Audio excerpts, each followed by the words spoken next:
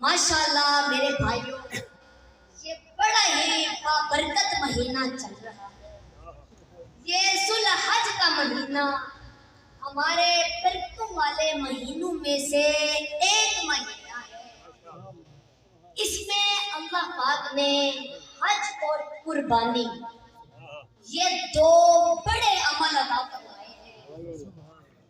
پوری دنیا سے بندے اس مہینے میں حج کرتے ہیں اور پھر نام آقا قربانی کرتے ہیں، اور اللہ پاک نے ان ایام کی قسم اٹھائی، فرمایا والفجر وليال عشر والشفع والوتر والليل إذا يسر هل في ذلك قسم لذي حجر۔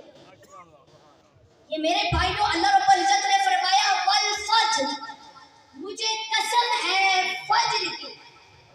اب اس سے مراد 10 تاریخ کی صبح کو، یعنی قربانی کی جو صبح ہے، اللہ پاک نے اس کی قسم اٹھائی۔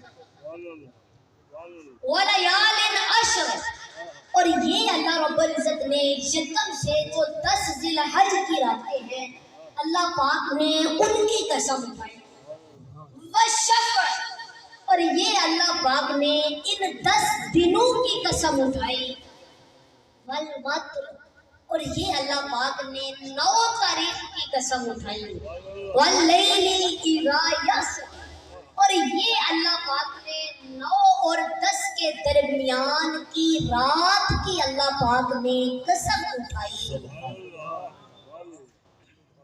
کسی بھی ٹائم کی، دن کی، مہینے کی، سال کی، اس طرح خوبصورت انداز میں اللہ پاک نے قسم نہیں اٹھائی جیسے اللہ رب العزت نے یہ 10 دن راتیں، 9 کا دن، 10 کا دن، 10 کی رات، 10 کی صبح، اور اللہ کے نبی کا فرمان ہے کہ ان 10 دنوں میں اللہ پاک کو جتنی عبادت پسند ہے نا، اور کسی بھی دن پسند نہیں، اور یہ حقیقت ہے۔ ان 10 دنوں میں سب سے بڑی عبادت حج ہے، جس کو اللہ پاک نصیب فرمائے اور جس کے مقدر میں فرمائے۔ حج ان 10 دنوں میں سب سے بڑی عبادت ہے۔ عرفات کی ایک دن کی حاضری، میرے بھائیوں میری بات کی سمجھ آ رہی ہے؟ عرفات کی ایک دن کی حاضری وہ 10 لاکھ دن کی حاضری ہے، 1 لاکھ دن کی عبادت کے برابر ہوتی ہے۔ اور عرفات کی دن کی حاضری میں اللہ رب العزت کا فرمان ہوتا ہے کہ اے میرے بندو، آج تم اتنے گناہ لے کر آؤ جتنے بارش کے قطرے، جتنے ریت کے ذرے جب سے ٹائم شروع ہوا ہے اس میں بننے والے دن اور رات میں گناہ کرو، اور یہاں آ کر توبہ کرو، فرمایا میں سب معاف کر دوں گا۔ اور عرفات کے دن جتنا شیطان ذلیل ہوتا ہے اتنا کسی بھی دن ذلیل نہیں ہوتا۔ اور میرے بھائیوں ان 10 دنوں میں اللہ پاک جسے حج نصیب فرما دے، اس سے بڑی عبادت کوئی نہیں۔ ہاں اگر حج نصیب نہیں ہے پھر ان 10 دنوں میں ناویں کا روزہ رکھنا، ان 10 دنوں میں روزے رکھنا، نوافل کی کثرت، صدقے کی کثرت، یہ سارے اعمال ان 10 دنوں میں انتہائی محبوب ہیں۔ میرے بھائیوں ان 10 دنوں میں سب سے بڑی عبادت حج ہے کہ بندہ جائے، اپنا گھر بار چھوڑے، اپنے بال بچے چھوڑے، اپنا مال خرچ کرے اور جا کر اللہ کے گھر خانہ کعبہ کی زیارت کرے۔ یہ بھی بڑا ثواب کا کام ہے، اور جس نے خانہ کعبہ کی زیارت کی کل قیامت والے دن خانہ کعبہ شفاعت کرے گا. جی خانہ کعبہ اس کی شفاعت کرے گا. خانہ کعبہ میرے بھائیوں ایک حدیث پاک میں ہے کہ حضرت سیدنا وہب بن منبہ رحمت اللہ علیہ فرماتے ہیں کہ تورات شریف میں ہے کہ کل قیامت والے دن اللہ پاک اپنے 7 لاکھ مقرب فرشتوں کو بھیجے گا جن میں سے ہر ایک کے ہاتھ میں سونے کی زنجیر ہو اور اللہ پاک فرمائے گا کہ اے فرشتوں جاؤ اور اس زنجیر میں خانہ کعبہ کو باندھ کر کھینچ کر لے آؤ. تو فرشتے جائیں گے خانہ کعبہ کو باندھ کر کھینچیں گے تو پھر ایک فرشتہ کہے گا اے کعبہ تو نہ چل. تو کعبہ کہے گا کہ میں نہیں چلوں گا جب تک میرا سوال پورا نہ ہو جائے. تو پھر فضائے آسمانی سے ایک فرشتہ پکارے گا اے کعبہ تو سوال کر تجھے عطا کیا جائے گا. تو پھر کعبہ بارگاہ الہی میں عرض کرے گا کہ اے مولا تو میرے ارد گرد دفن تمام مومنوں کی مغفرت فرما. تو پھر حضرت سیدنا وہب بن منبہ رحمت اللہ علیہ فرماتے ہیں کہ کعبہ کے ارد گرد مدفون مسلمانوں کو اٹھایا جائے گا. ان کے چہرے سفید ہوں گے اور وہ احرام کی حالت میں ہوں گے اور کعبہ کے گرد جمع ہو کر تلبیہ یعنی اللہم لبیک کہہ رہے ہوں گے. پھر ایک فرشتہ کہے گا اے کعبہ اب تو چل. تو کعبہ کہے گا کہ میں نہیں چلوں گا جب تک میری درخواست قبول نہ ہو جائے. تو پھر کعبہ بارگاہ الہی میں عرض کرے گا کہ اے مولا تیرے بندے اتنی دور دور سے اکٹھے ہو کر گرد و غبار ہو کر مولا انہوں نے تیرے حکم کے مطابق مناسک حج ادا کیے میری زیارت کی میرے چکر لگائے.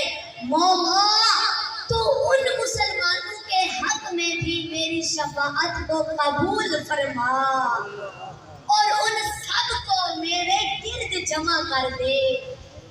تو پھر ایک فرشتہ کہے گا اے کعبہ ان میں تو کچھ لوگ ایسے بھی ہیں کہ جنہوں نے تیرے طواف کے بعد پھر گناہ کیے اور اپنے اوپر جہنم واجب کر دی.